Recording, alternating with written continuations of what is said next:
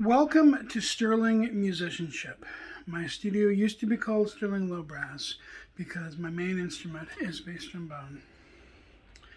But I do teach other brass, and I have a soprano trombone, which is equivalent to the sound of a trumpet, although the difference is that this has a slide, trumpets have valves. I call it Sterling Musicianship because primarily I am a teacher of musicianship, which is understanding music theory, that is, the notation on the page. Ear training, which is the ability to match pitch, primarily vocally, and harmonize. Sightsinging, which is understanding what the notation means to do to sing it. And sight reading, which is translating that information into playing it on your instrument.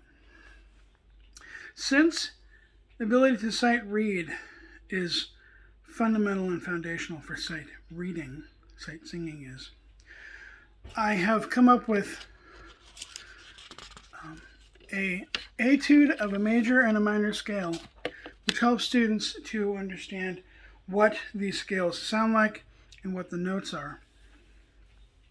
The solfege for the major scale etude, which I entitle Gentle Flow, sounds like this. Do, ti, do, re, mi, fa, sol, la, sol, fa, mi, re, do, ti, do, re, mi, fa, sol, fa, ti, do. And the minor scale etude I call baby steps, and that sounds like this.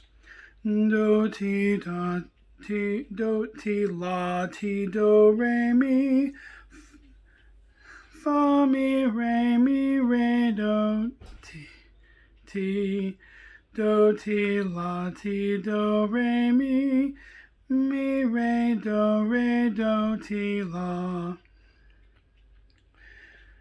And the point of that is to help the student to get the tune in their ear and under their fingers, because after they sing the solfege, they would sing the note names. If I'm singing in G major, the notes are, for Gentle Flow, G, Fis, G, A, B, C, D, E, D, C, B, A, G, Fis, that's F sharp, G, Fis, G, A, B, C, D, B, Fis, G.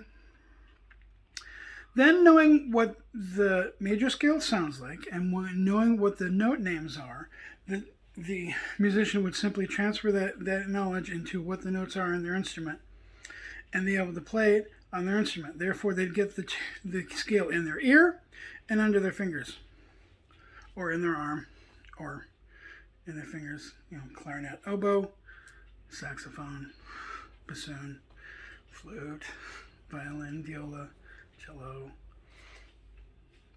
There's also a lullaby I've written, and the way I teach it is the same progression of going from understanding what the music says. There's 4 things. They are the key signature, knowing what key you're in, how high, low, where the tonal center is. Such as the one key could be go to sleep my baby now, or it could be go to sleep my baby now, or it could be go to sleep my baby now. Those are different keys. The time signature, which is how many beats to the bar, what note gets the beat, and that is simply how to count the music.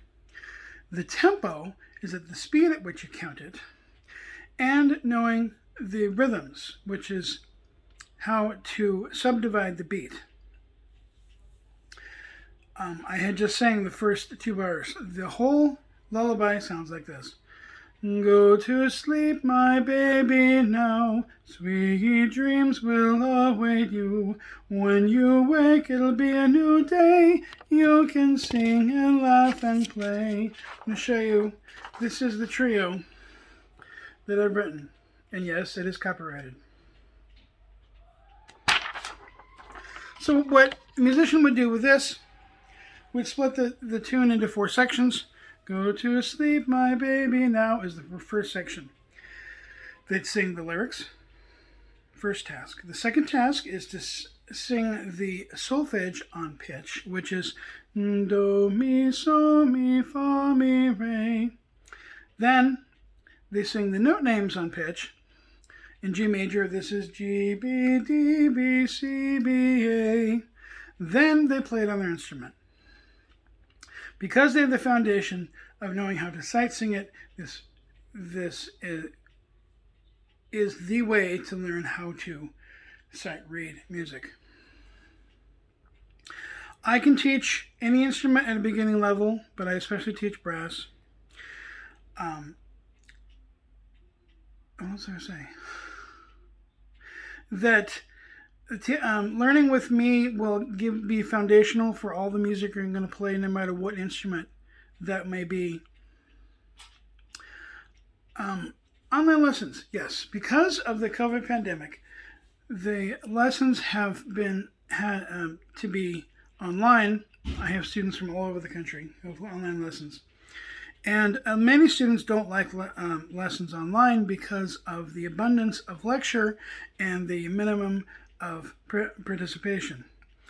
Lessons with me are hugely participatory, meaning I give a student something to play. I tell them of technical aspects of playing it to which they need to be aware. I model it for them. I have them play it for me. Then I give them constructive feedback.